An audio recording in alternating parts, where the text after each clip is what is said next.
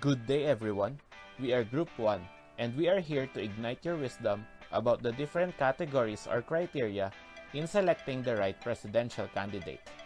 Before we start, we would like to remind you all on your right to vote by saying the slogan, "Your vote, your voice," which emphasizes that your vote declares what you believe will be the right choice for the betterment of our country. And we would like to leave a statement by saying, "Sa gobyernong tapat, angat buhay lahat." As the election on May 9 is fast approaching, we really need to be critical in the candidates we are voting because they are going to be the ones to lead our country. That is why our group has decided to create different categories or criteria that can be our basis to continue our search for the right leader in the next 6 years. The different criteria are the following. First is to research about the candidate's platform. Second is to evaluate the candidate's stand on various issues. Third is to research on what the candidate has been doing for the past year prior to the election. And lastly is to know the candidate's public engagement.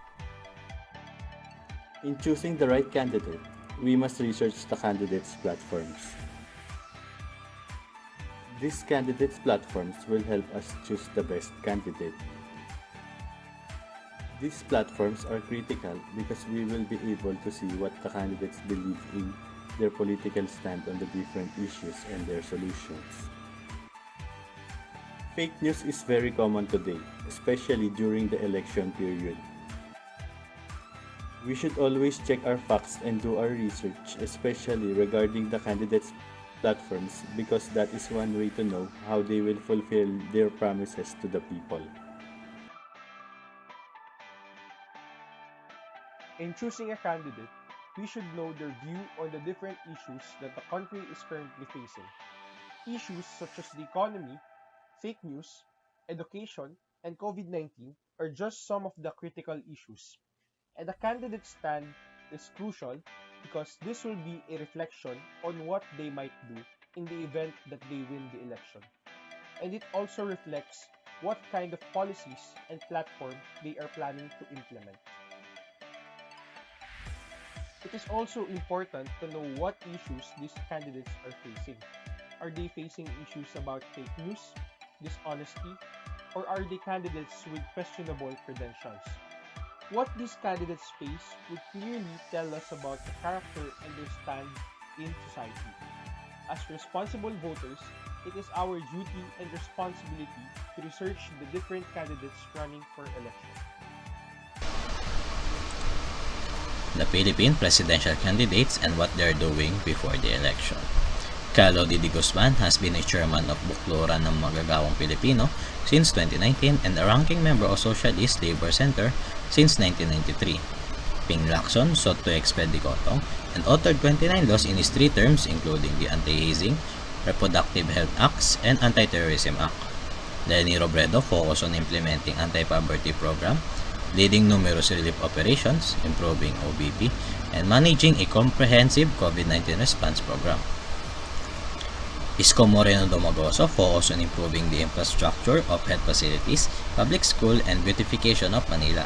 In his leadership, Manila topped the 2020 ranking Highly Urbanized Cities by DTI. Bongbong Marcos has principally authored 42 bills, but none of them passed into the law. Though he authored 11 laws, 2 co-authored laws in his term in the Senate. He has several pending and resolved actions and proceedings including tax evasions, ill-gotten wealth, and human rights violation. Manny Pacman Pacquiao authored 10 laws and co-authored 15 laws in his first term in the Senate.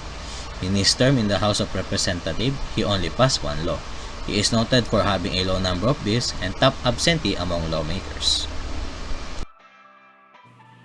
Another criterion you should consider when choosing the right candidate is their public engagements. You should first ask yourself, does my candidate join debates? The debates are targeted mainly at undecided voters. These debates are essential for us voters because they would help us know the candidate's thoughts regarding specific subjects, especially ones that are crucial for the country's benefit. Next, do they organize political rallies? Political rallies are for the candidates to reach out to their supporters and other potential voters.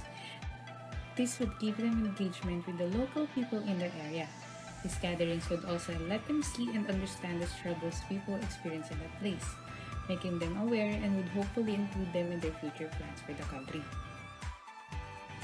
Lastly, does my candidate represent my ideals or the ideals of a certain group of people? This is a great question to ask yourself. Do they represent my ideals? Do they care what would happen to my people in case something happens? Candidates should not only run for the president of the Filipino people, but also represent every single one of them. The photos are from the political rallies of each of the 6 frontrunners of this election. These photos could show the support each of them has and the people they represent. Some of the photos are from political debates and interviews most of the candidates joined. We should take note that Mr. Marcos has not joined a single one posted by people outside of his allies. Other photos show screenshots of articles the candidates are featured in. Others represent women, mga laki sa hirap, while a certain one is known to be a tax evader. Lastly, again, does your chosen candidate represent you? Once again, we are Group 1 and that's it for our presentation. Thank you for watching.